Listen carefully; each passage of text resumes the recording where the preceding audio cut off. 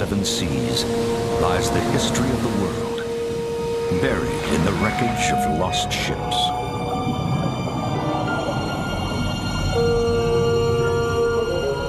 It is a realm of precious artifacts and priceless treasures, a world of ancient mysteries long beyond our grasp.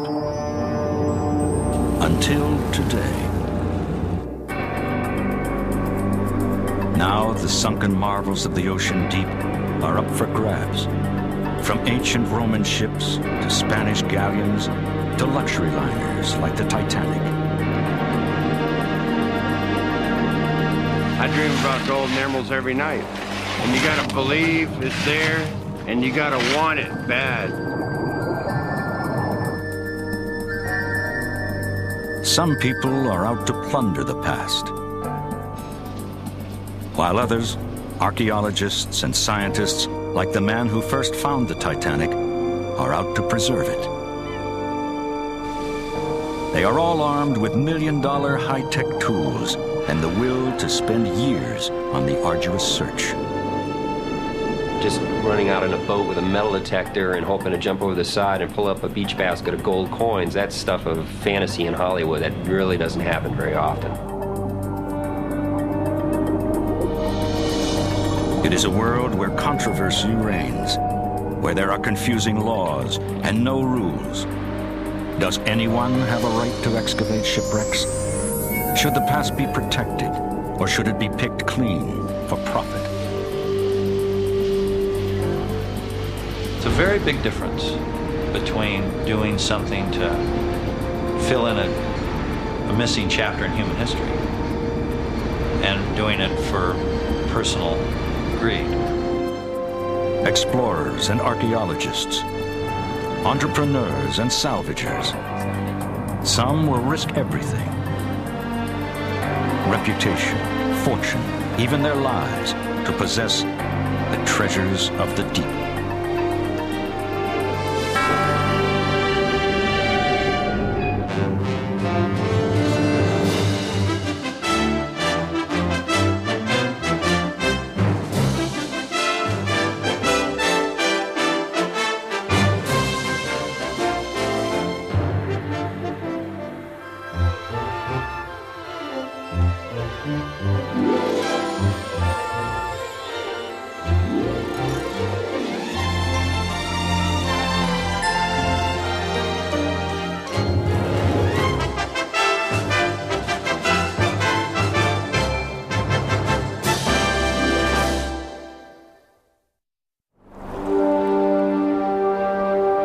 The Mediterranean Sea. On its shores grew the great civilizations of Egypt, Greece, and Rome. And from its banks, ancient people sailed beyond the safety of land in small wooden ships.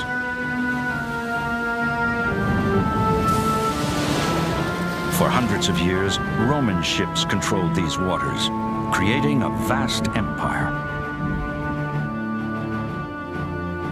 But the moods of the sea are harsh and unpredictable, and a Roman vessel 100 feet long had no defenses against storm and wave and wind.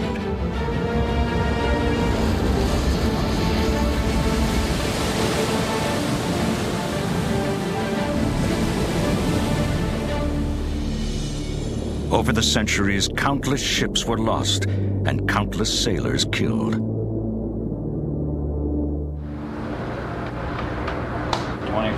Now, the man who discovered the Titanic, Dr. Robert Ballard, is again hunting for shipwrecks, ancient shipwrecks in the Mediterranean. For hundreds of years, scientists have looked in the ocean for our history. And for most of that time, they've only been able to look a very short distance, 100 or 200 feet, which represents an insignificant amount of the ocean. And what we're trying to accomplish is something that's never been done before, and that is to try to excavate a ship of antiquity that is thousands of feet beneath the sea. To bring up ancient vessels buried a half-mile down. It's never been done before, and Ballard only has 5 short weeks to do it. You know, it's ironic that we have sent robots to Mars and we've mapped the far side of Venus. In fact, that we know more about the moon's surface than the ocean. To make the impossible happen, Ballard will need a floating laboratory as mission central.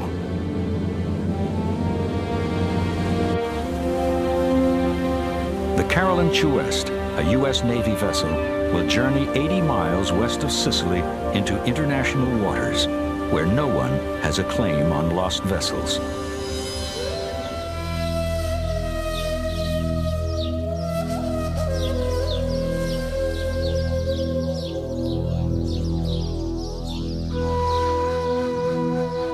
Ballard believes the Mediterranean is strewn with ancient wrecks, and he has long dreamed of finding one.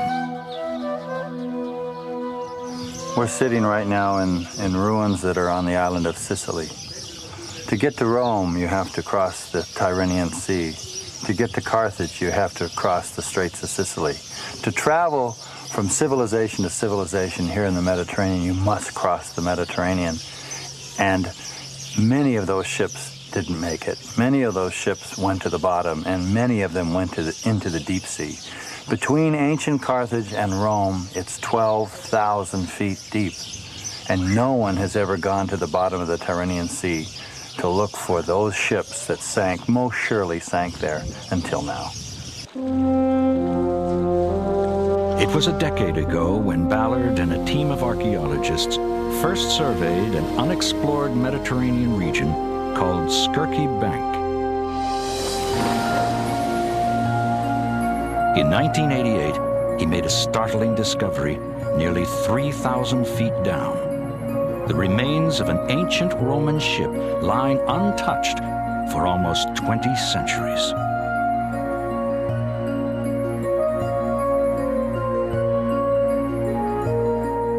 The find confirmed for the first time ever that an ancient trade route had flourished across the open sea, from Carthage in North Africa to Rome. Now Ballard has returned to Skirky Bank, where he'll attempt to excavate the ancient Roman ship. Working in close collaboration with archaeologists, Ballard hopes to uncover something nobody has ever seen before. My greatest dream is that these ships are buried and well preserved, and that their cargo is preserved, and who knows, maybe there's people that are preserved. I'm not sure I want to find people, but it would be fascinating. And we won't know until we dig them out.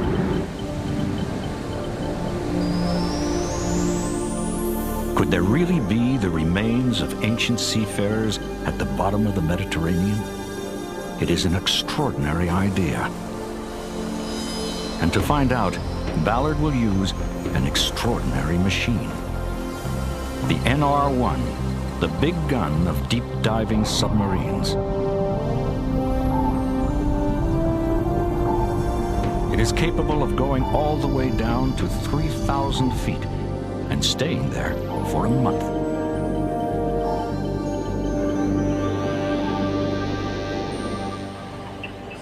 Built during the clashes of the Cold War, the NR-1 was a crucial weapon in the U.S. Navy's arsenal for 30 years. Designed to search the ocean depths for downed planes and lost missiles, it's the best in the world. Outfitted with lights, sensors, cameras, and a mechanical arm for digging. All of it powered by a nuclear reactor which won't need to be refueled for 20 years.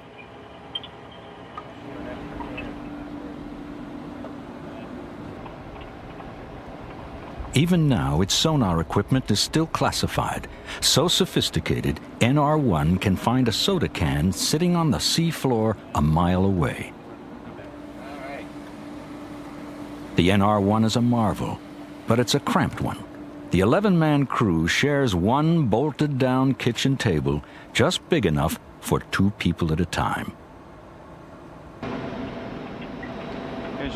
For this mission, Ballard has added something brand new to the sub's digging arm. A powerful suction pump that would dredge the ocean bottom.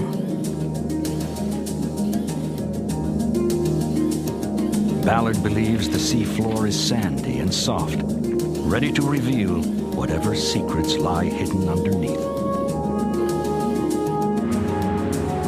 What is actually down there?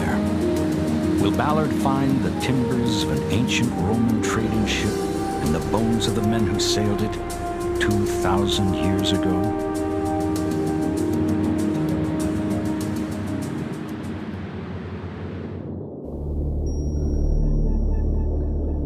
Sunken treasure. It has drawn people into the seas since the first cargo ship split apart on the first shallow reefs.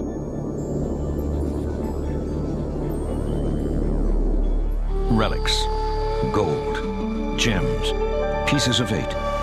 It is the stuff that countless dreams and schemes are made of.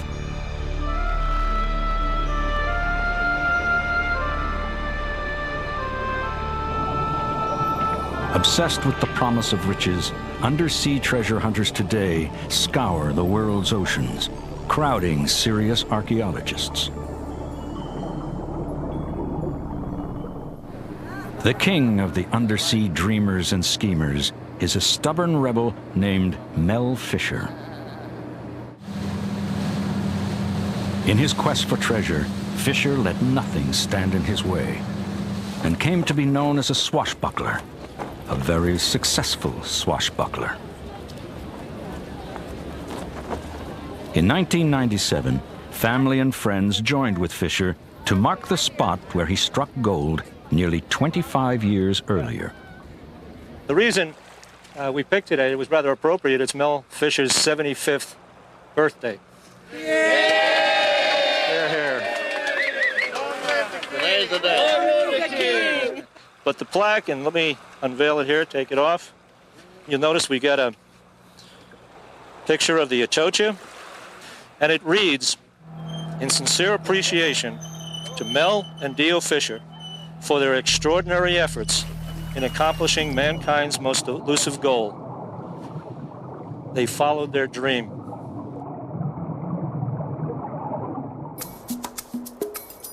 In the 1960s, Mel Fisher is a man with a mad dream.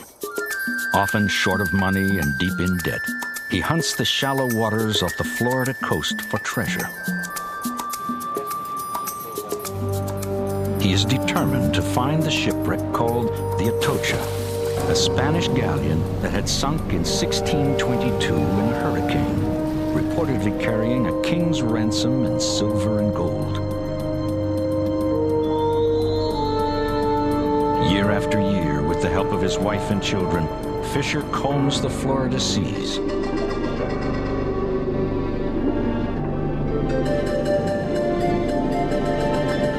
Until 1975, when his son Dirk finds the first real evidence of the ship, 9 bronze cannons.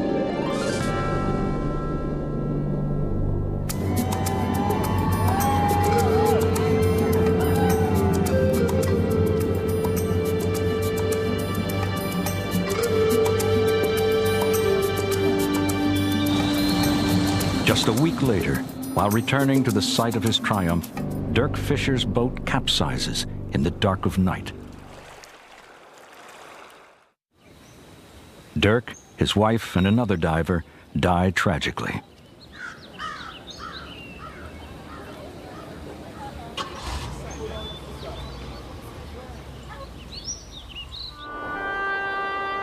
Fisher is devastated, but he vows to continue and to honor his son's memory. The Atocha seems so close. But she continues to elude Fisher, to tease him for over a decade.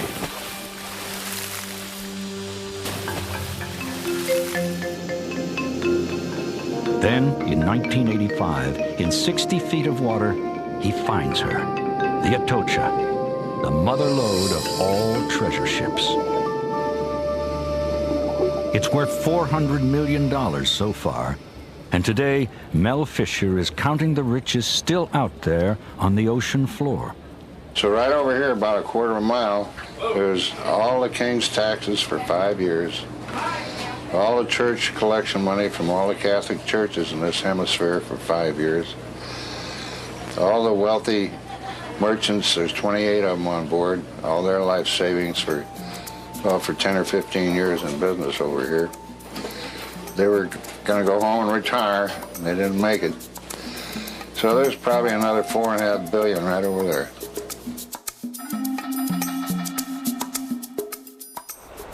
Today, aging and ailing, Mel Fisher is still bringing up treasure. These days, it's emeralds.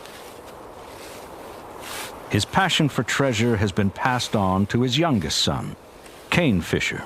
These emeralds are coming from the Atocha, and they weren't on the manifest, but we found a court-martial record in the archives saying that the admiral had a. I got one. There it is. Right there. I got one. Saying that the admiral had a keg of them. All right, son. There you go. Weep. Yeah, that's about a half a carat. And that's about 6,000 a carat there. And that's about a half a carat, so that's $3 grand we just found. Got to be real persistent and not give up no matter what. And you got to believe it's there, and you got to want it bad. If you want it bad enough, you'll get it. You just got to keep looking and don't stop no matter what. I dream about gold and emeralds every night. And you'll never know it's 5 feet away from where you left off. That's what keeps it exciting. The Atocha puzzle still isn't solved. It's just, I don't know when we're going to figure it out. And you just keep going and going. It seems like you never get done working a shipwreck. We've been working those wrecks for 34 years now. And still finding stuff. And it's exciting. That's what keeps you going. Today, Mel Fisher is big business and almost respectable. But a swashbuckler makes enemies, big enemies. Charging that Fisher has seriously damaged the sea floor with his salvaging techniques, the federal government has dragged him through the courts, and Fisher's had to pay hundreds of thousands in fines. But Fisher knows how to change with the times. Conservator Sid Jones, who worked extensively with Fisher on the Atocha, acknowledges the need to protect history. In the past, treasure hunting, back in the 60s or the 50s when it was really getting started, there wasn't much thought given to recording data or preserving the artifacts. Of course, there was a large emphasis on finding something of value. But we've all learned in time that every artifact that comes from these ships has value. Once you understand the complete picture, the items not only have a monetary value, but they have a historical value as well, which didn't always exist in the early phases of treasure hunting.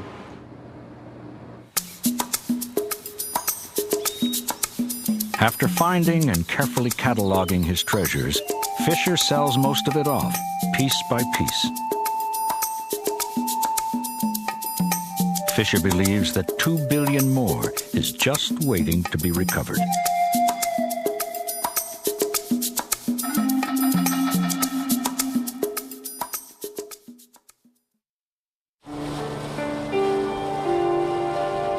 Deep in the Mediterranean, the NR-1 is still hunting for archaeological marvels, with no luck. After 3 weeks of trying, the sub and its robot arm have been unable to make a dent in the ocean floor, which unexpectedly turns out to be sticky and thick, like clay.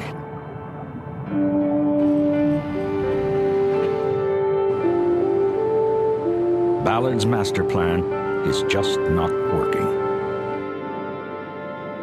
Do the wooden hulls of the Roman vessels still exist just beyond reach? Or has time stolen them away? Ballard wonders if he'll ever find them. The deep sea is always surprising me. Every time I think I understand it, it throws me another curveball. But that's okay. That's part of it. I think it wouldn't be fun if I knew it that well, and it wasn't full of surprises. Ballard decides to change the way they use the NR-1. He sends the sub out to do what it does best, to act as a high-tech bloodhound, to roam over Skirky Bank and to explore as much as possible with its exceptional sonar senses. Sir, Pest Mission rig ship for deep submergence. Rig ship for deep submergence. Rig ship for deep submergence, aye, sir. Rig ship for deep submergence. Will the NR-1 discover the unknown, the unexpected? Ballard will just have to wait and see.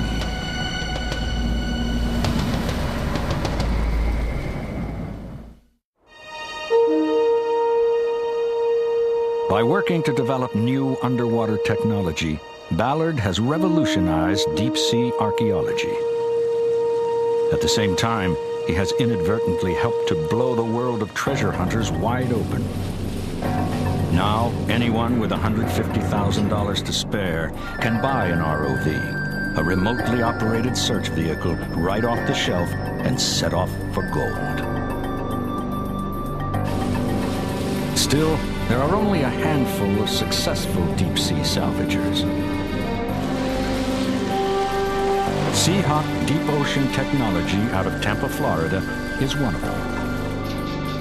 Seahawk hit the jackpot in 1989, discovering a 17th century Spanish galleon heavy with gold and jewels off the Florida coast in 1,500 feet of water.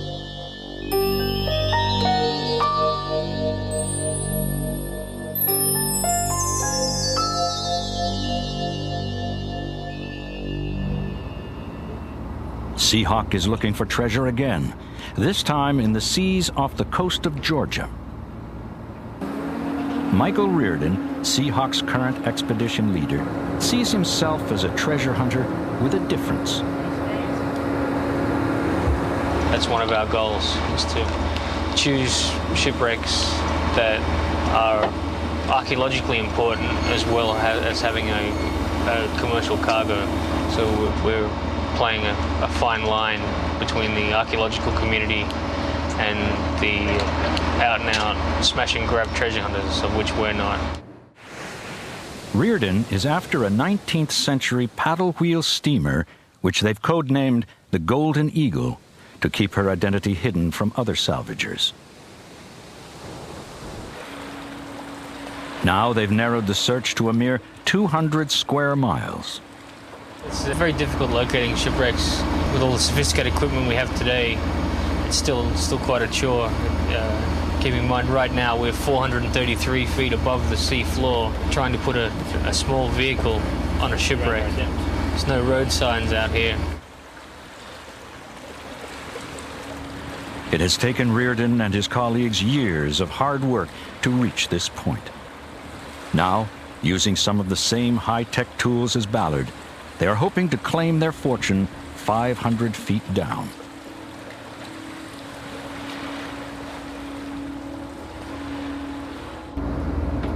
Yeah, vehicle's on the bottom. Roger that, I copy. The vehicle is on the bottom.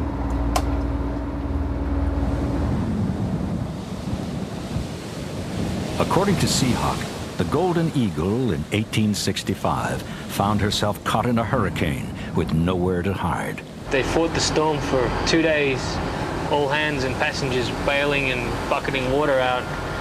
And finally the seas and the weather had calmed down, and it went under. She went to the bottom carrying a belly full of gold coin, $400,000 at the time, now valued at $20 million. 6 years of work coming down to a dive with a remote vehicle, and hopefully when we get in on the site, it'll be the right wreck. We have very good sonar images of the wreck, and the dimensions are almost exactly the same as the target vessel, the codename the Golden Eagle. There's some targets off to the right, I think.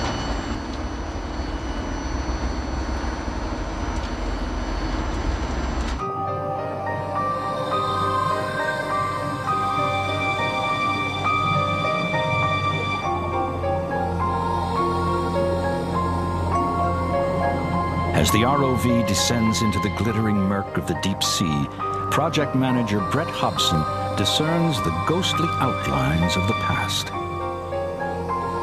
That's the beautiful part of these old wrecks, the little time capsules, and nobody's seen it, and we're just sleuthing through, looking for clues, and it definitely feel like a detective. So far, everything we're seeing is telling us this could be the one. You're looking straight down now, right? Yes.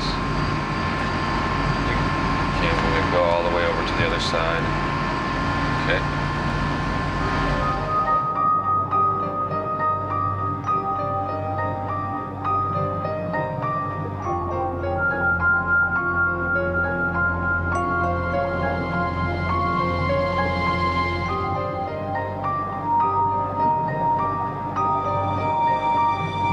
Quiet here ever since, very dark, and our light to the first one is to illuminate it since it went down. That's a very eerie feeling. As the ROV makes a closer pass, they see things that don't match. Okay. Wow, really round. And we've got some very flat-sided bulwarks here. Oh. See the big cutout going down to the keel, and the rudder stanchion on the right. I don't know what else it could be. It looks just like what I had hoped we would not find. No paddle wheels I know of has a propeller like that. I think we're in trouble. It's very disappointing at this moment to be sitting here with a target that we had pinned high hopes on, and now to prove that it's not the right vessel. Can't think of the right words to describe how I'm feeling right now. It's not good. Keep coming around. Is it pulling you that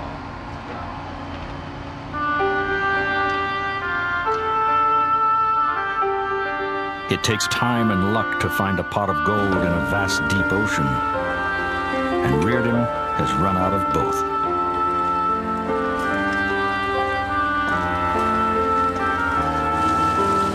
Reardon abandons the ship to the sea.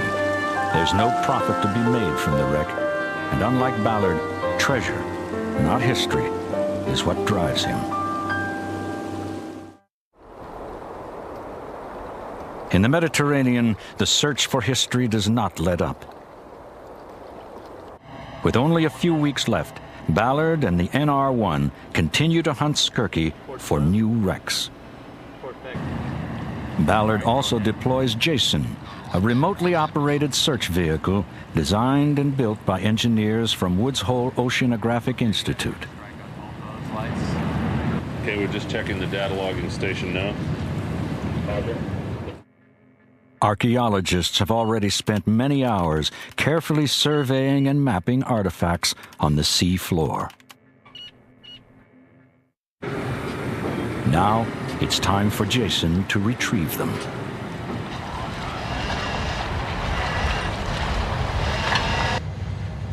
Guided by the team, the robot vehicle plunges 3,000 feet to locate fragile relics. Most are Roman amphoras. They're 2,000-year-old terracotta containers, the cargo holders of the ancient world, filled with olive oil, dried fish, or wine.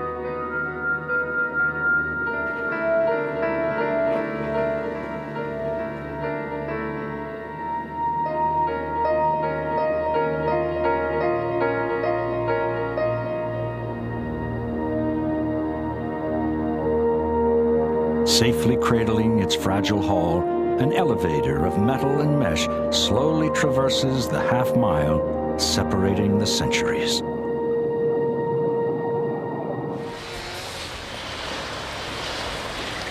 For the first time in 2,000 years, human hands will hold the ancient artifacts.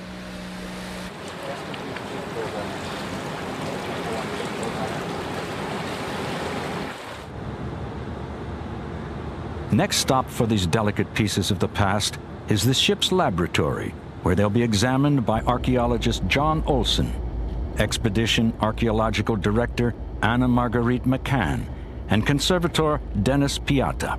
Olson is delighted to find the simple clay pots. Well, to find several cooking pots together, adjacent to one another, just as they would have been left on a kitchen bench, is extraordinary at this depth, 2,600 feet.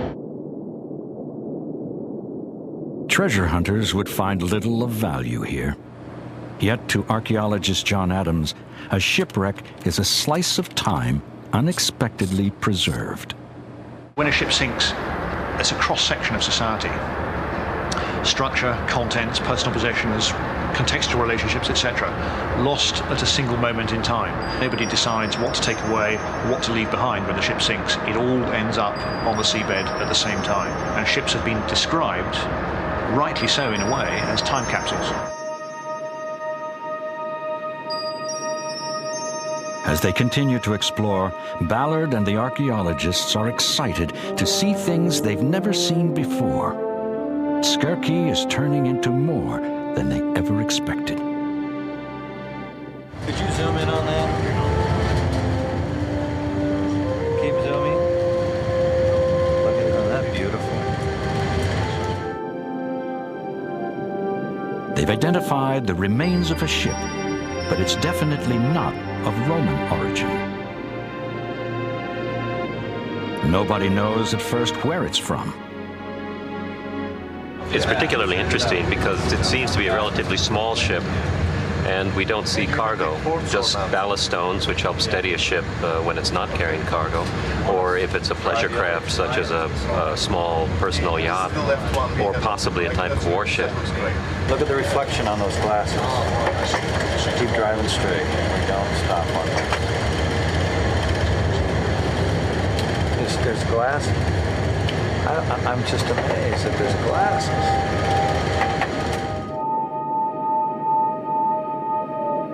Glass, lamps that brightened the darkness centuries before.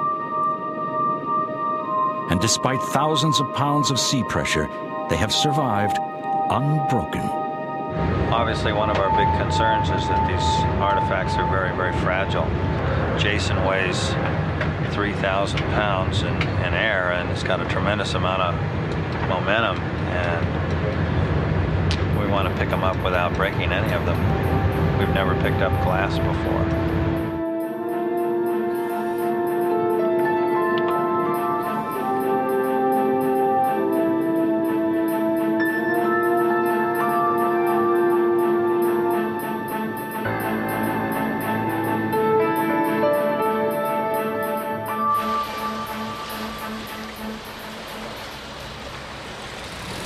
Once the objects reach the surface, they help reveal the nature of the mysterious vessel.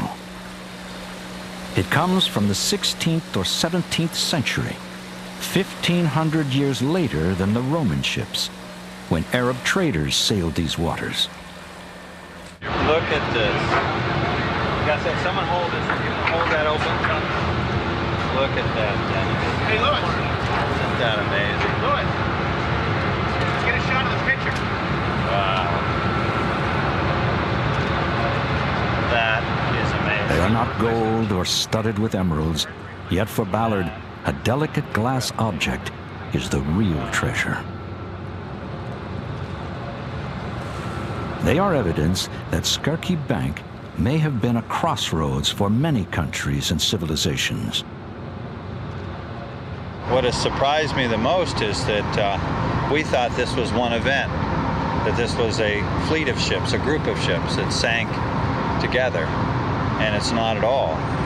We have ships spanning over 1,500 years of history, if not more. I am just amazed. I thought that there would be a ship here and then way far away another ship, and yet in this particular area of 20 square miles, 4 miles by 5 miles, we have found now 6 ships. This area is it's sort of like a graveyard. Ballard is no stranger to undersea graveyards. He's the man who discovered one of the most famous burial grounds in history.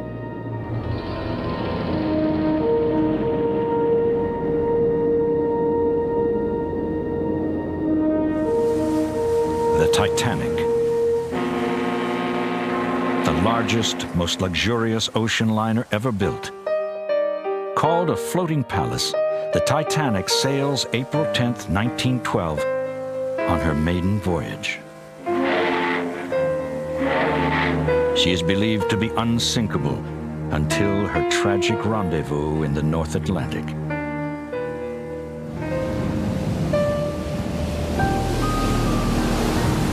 Sideswiping an iceberg, the great ship sinks in less than 3 hours. 1,523 people, 2/3 of all those aboard, die in the icy waters.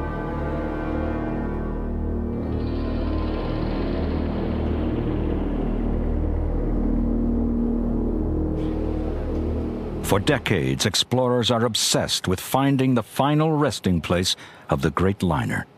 But no one is more intent on the hunt than Robert Ballard, who spends 13 years looking. Finally, in 1985, Ballard and French explorer Jean-Louis Michel discover the remains of the ruined giant over 12,000 feet down.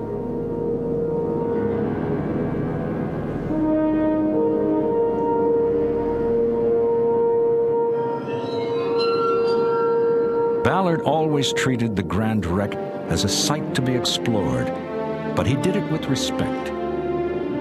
To him, it was a shrine for the dead to remain untouched, intact.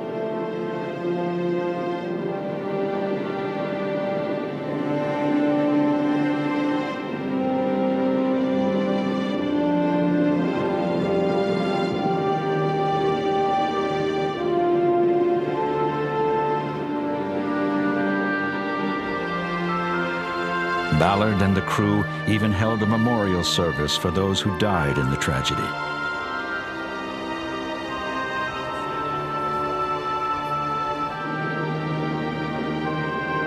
When I found the Titanic, certainly I became emotionally attached to it. And Jean-Louis Michel, who was co-discoverer of the Titanic with me, was equally moved. And I can remember both of us saying, well, we'll never let this ship be spoiled or desecrated. Ballard discovered the Titanic, but he never claimed ownership of her under the laws of the sea. Inadvertently, he was opening a Pandora's box. Once the location of the Titanic became public knowledge, it was a target for salvagers.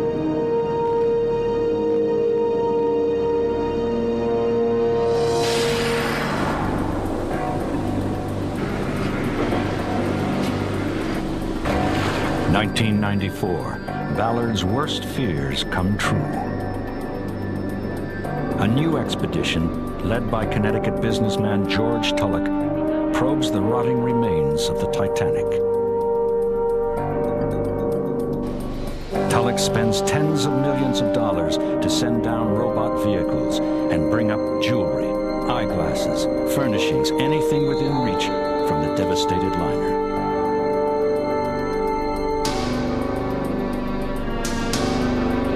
Once Tulloch retrieved the objects, he legally claimed the Titanic for his own.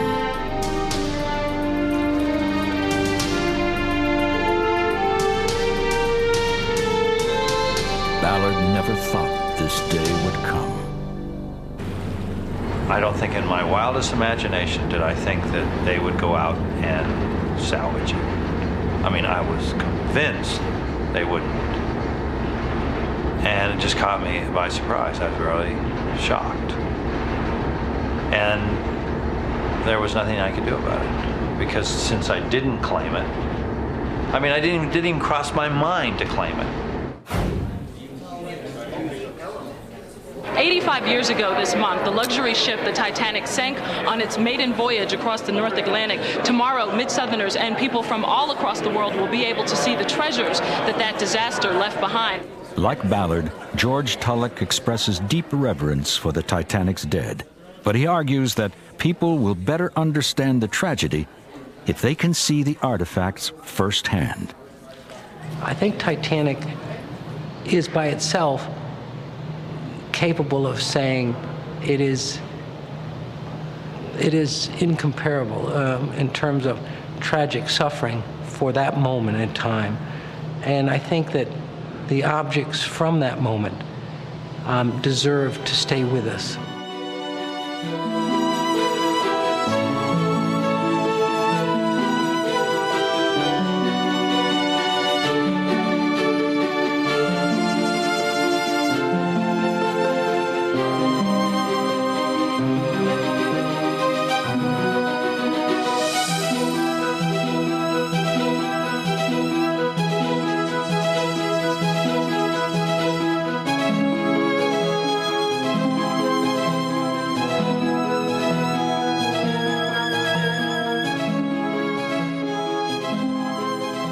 Tulloch says his company will never sell the artifacts, never sell off the possessions of the dead.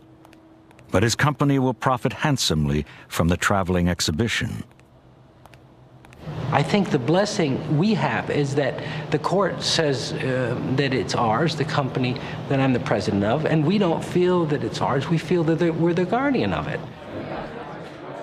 Tulloch's historian Charles Haas does not want to deny ordinary people an opportunity to experience the past. One only has to look at the museums of the world to see that part of the archaeological process is recovering artifacts from the ocean floor. There are ample demonstrations of Mediterranean vessels of all kinds and shapes having their contents brought up and placed in museums for people to enjoy. I think it's certainly preferable to have the Titanic's artifacts guaranteed to be placed before the public and teach them, and to allow them to sit on the ocean floor where they'll be ravaged by time and the elements down there, and accessible really by only a very few people. But to archaeologist John Adams, there is no scientific reason for Tulloch's excavation of the Titanic. We know a lot about the Titanic. We know the names of the people on board. We know its itinerary.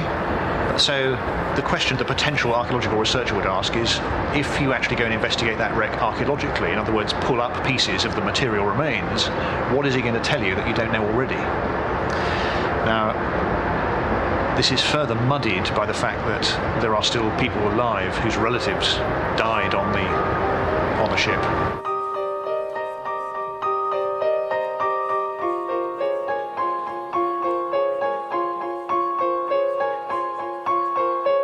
Is there any difference between exhibiting a teacup from the Titanic and bringing up an ancient drinking glass from the Mediterranean floor? Tulloch doesn't think so. One of the people that would criticize is in the Mediterranean, is sucking up the clay containers from Roman and Greek shipping vessels. There's something about Titanic that makes people a bit crazy if they feel that it's theirs. For Ballard, there is an enormous difference between an archaeological expedition and salvage for profit. Every object that's recovered is recovered because an archaeologist, an expert, says, I want that. You know, sometimes they would say, see that broken jar, pick it up. Well, how about the unbroken one? No, actually the broken jar has more scientific value. Bring it up. So we bring it up. And so it's a very big difference between doing something to fill in a missing chapter in human history and doing it for personal greed.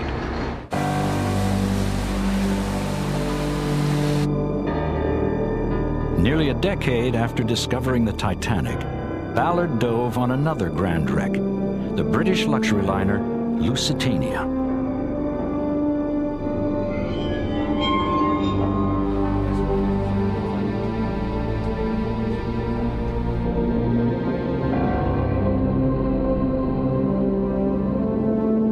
High-tech treasure hunters had stripped as much of the broken vessel possible, looking to sell off the remains.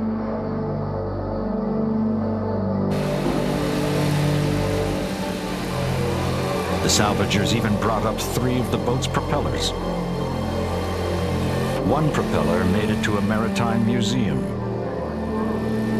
The second was believed to be melted down and recast as a very expensive set of golf clubs.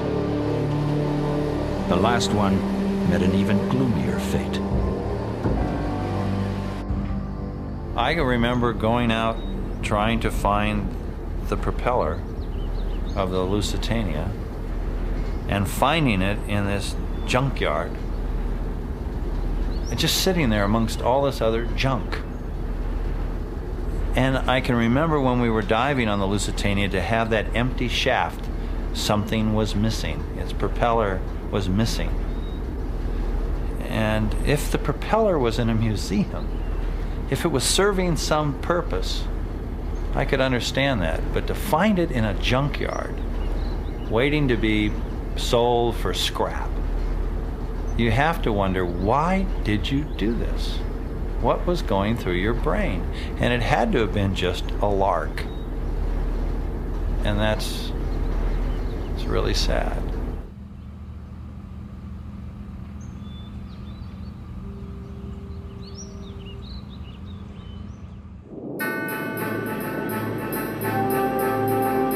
Ballard's Mediterranean expedition is down to a precious handful of days. And now, the NR-1 finally pays off. The sub uncovers 2 new sites, including the oldest they've found, containing a Roman wreck from the 1st century BC.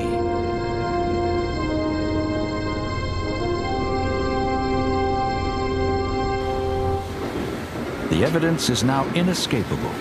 Skirky Bank has been a major intersection throughout Mediterranean history. Ballard is anxious to find more, but the seas suddenly turn dark and angry.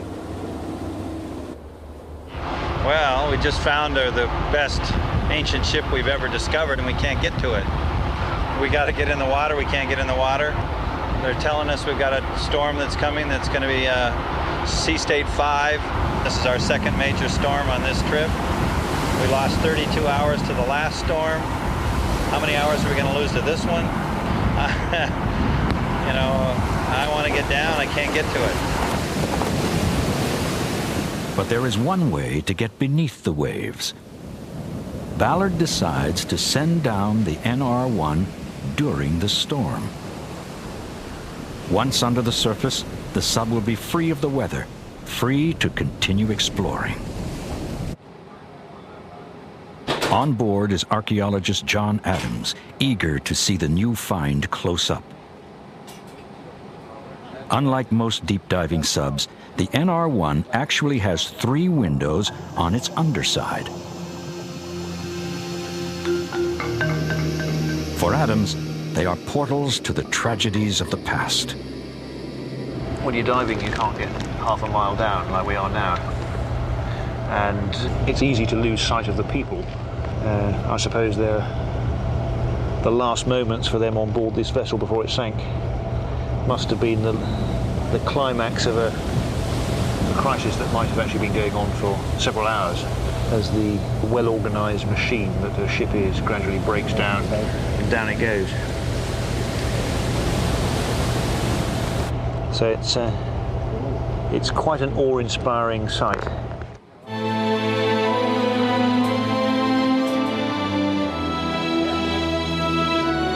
In this graveyard of lost vessels, the NR-1 explores the very last site. The new ship is another Roman trading vessel dating from the 1st century AD, and a cargo rarely seen by scientists. An orderly pile of large cut stones and 2 pillars, carefully wrought pieces like giant toy blocks, still waiting after 2,000 years for hands to assemble them. Perhaps they were prefabricated pieces of an ancient building, carved out of an Egyptian quarry destined for Roman shores. It will take months, even years, before the archaeologists know the answers, if ever they do.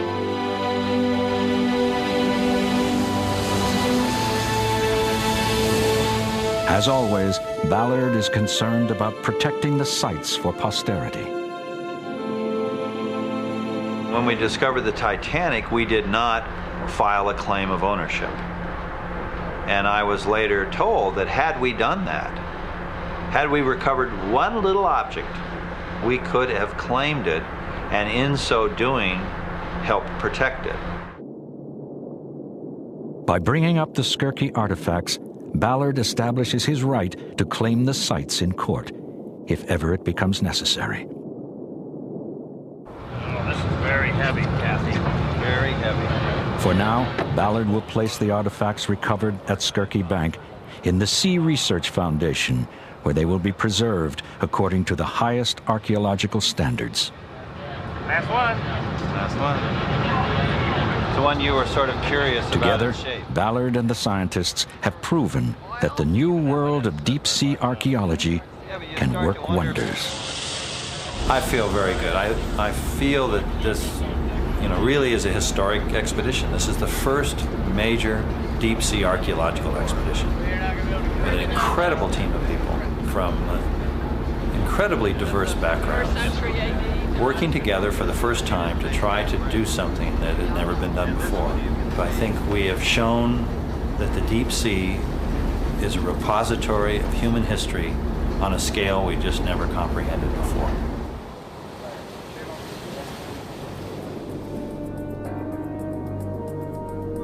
But are the archaeological glories of the deep sea at risk from salvagers and treasure hunters? Yes, Ballard believes, until they learn to respect the past. I have no fundamental problem with treasure hunters if they don't destroy history in the process. And I don't think it's our right to destroy history. It's our right to find it and document it, but not our right to destroy it.